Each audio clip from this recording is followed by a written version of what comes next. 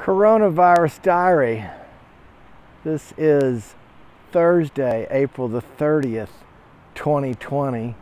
It's the feast of St. Pius V, who is a very diplomatic and holy pope who put together a coalition of Spain and Venice, whose joint navy defeated a Turkish navy at the Battle of Lepanto and spared Italy and other parts of Europe from being taken over by the Turks.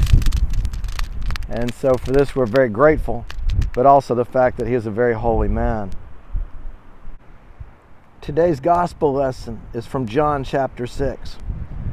Jesus said to the crowds, "No one can come to me unless the Father who sent me draw him, and I will raise him on the last day.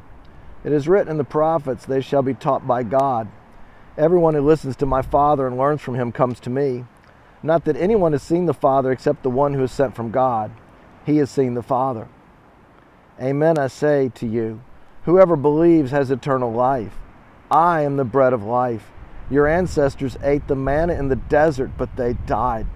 This is the bread that comes down from heaven, so that one may eat it and not die.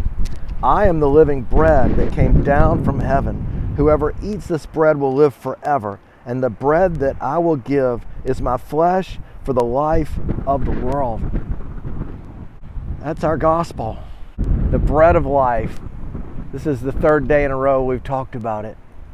Bread is such an essential thing, and so we depend on bread, and we depend on God who brought manna in the desert. And so Jesus, before he died, he gave himself up for us, and he became our bread.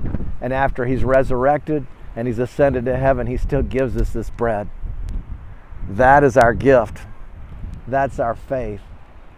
That's a God who died for us and is therefore worth dying for.